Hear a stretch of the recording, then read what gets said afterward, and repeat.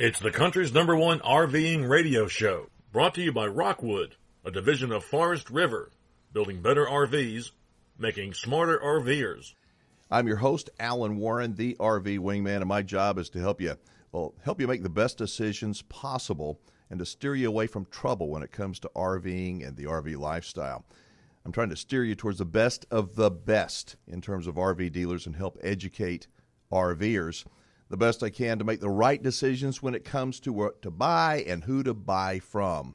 You know, I often refer to folks who are catching the show on social media in our live stream, but I don't want to overlook our many station affiliate listeners around the country. We have so many people, so many more people that listen to the show on radio than on social media. So I apologize, I guess, for sometimes seeming to overlook you people who are listening through traditional radio station outlets. However you're listening or watching, though, thank you. Thank you for spending some time with us.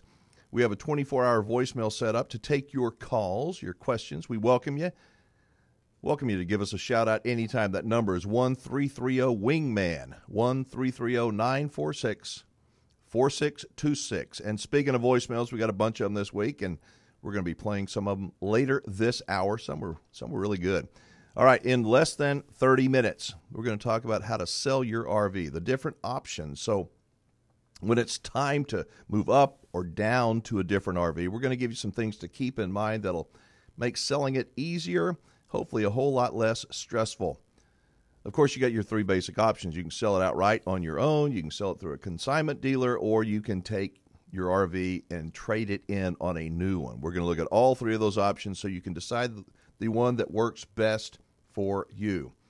In our next segment, we're going to have a first-time guest on the show, and I'm super excited about it. For more than a year, I have been hammering the fact that week after week, I believe the RV industry needs to do a better job of educating the consumer, you, me, doing a better job of telling us what our responsibilities are as RV owners, what their responsibilities are as RV manufacturers. In that time, on nearly every show, I have invited manufacturers to join me on the air to break the ice, open up a line of communication, two-way communication, so that we, the folks who buy their products, will feel like we are appreciated and listened to. If you do any research at all online, you can read all kinds of horror stories from angry RVers. I mean, all kinds. Stories about bad dealers, poor quality, pathetic after-the-sale service. There are RV horror story Facebook groups where if that's all you paid attention to, you may never want to own an RV your entire life. And that's pretty sad because RVing and camping with your family and friends can be one of the greatest sources of lifetime memories that I know of. One big reason, in my view, why these angry RVers have begun to pop up, have begun to speak out on social media, is that they feel they've been neglected, unappreciated, even sometimes mistreated by the RV industry. And in a sense, I believe that you can't blame the consumer for some of their not-so-positive thoughts about the current state of the RV industry. But you know what? As with everything, there are at least two sides to every story. For consumers to make blanket statements that the industry just doesn't care about the consumer is as wrong as saying that that all problems caused with the RV are the consumer's fault. Who is the RV industry anyway? Is it one thing? Is it a giant blob of corporations that only care about today's bottom line? I don't think so. While today's bottom line is important, I believe there are many in the RV industry that have a longer view than their next quarterly report or this week's stock price. To lump all RV manufacturers, all brands into one category and say that they're all bad is as wrong as people saying all Americans are good or all Americans are bad, because it's just not true. America is made up of people. Some are good. Most, I think, are good or pretty good most of the time. But it's also got some real losers, some awful examples of the worst of what human beings can be. The RV industry is kind of similar. It's not just one thing where everybody's lumped in all together. It's a group, and like any group, there are examples of great companies and products and people that work for them, and some not-so-great companies that produce inferior products made by people that don't seem to care. When we lump everybody into one big group and we say that they're all bad, I believe that we look pretty dang foolish. Because, again, it's just not true. It's my belief that the industry has been really good, really good at cranking out new products, but they've been kind of lousy, doing a lousy job of educating the RVer. At the same time, generally speaking, I think that most RVers have done a pretty lousy job of educating themselves. But I think that's beginning to change. I do. Now, I hope you won't go jumping to any conclusions, but what you don't know, what I haven't mentioned on the air, is that in the months and months that I've had open conversations here on the show and tried to invite somebody from the RV industry to join me on the air, and we've had no takers, I've also been working behind the scenes, meeting, talking with a handful of industry executives, industry professionals, and discussing what I see as not simply a problem, but a fantastic opportunity. And I'm glad to say that some of them see the same opportunity. Now, in case you don't know, I hate people that bring me problems. I do not like it. The world is full of problems. They're easy to spot, easy to see. What I like, what I want solutions. I want ideas that'll fix problems, solve problems. I'm a solutions kind of a person. Well, the good news is that we are on the pathway to something really great, and that's for the RV industry and for you and me, the consumer. We have struck a partnership.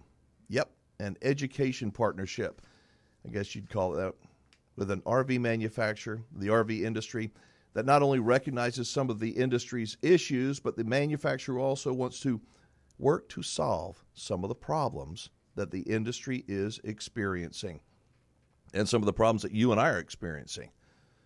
I see this partnership as the most exciting, the most positive action step taken by any one RV manufacturer in many, many years in terms of connecting with the consumer. The partnership I'm talking about is actually an education initiative that two of the most respected brands of RVs made in the past few decades are going to be spearheading in 2020. I'm not a spokesperson for these people. You won't see their big banner on the studio wall behind me. You won't hear me doing their radio commercials, and you won't hear me doing any kind of advertising for them. Nope. But what you will hear candid, non-scripted conversations that we'll have with the industry folks that care, folks that see the issues. They do. They believe that it's time to build that bridge of communicating better with the RVing public. The plan as we move forward in 2020 is for this education partnership to be a regular feature here on the show, to dedicate one entire segment every single week to addressing some of the issues that consumers face, some of the realities that RV manufacturers face, all in an effort to build a better relationship between the RV industry and you and me. While we believe that most RVers will welcome this open and candid conversation, we realize that there are some people who will complain and badmouth and criticize anything and everything we do. Our hope, my hope, is that our listeners and RVers everywhere will begin to see that the RV industry is not our enemy, and we are both on the same side. Without us, there is no RV industry. But without them, you know what? There are no RVs.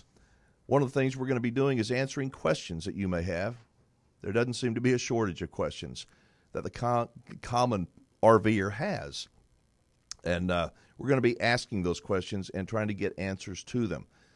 Why are RVs made the way they are? Why do they use the materials they make in their construction? All kinds of questions. So who is the manufacturer? What brands have stepped forward in this education partnership? It's the Rockwood Flagstaff division of Forest River.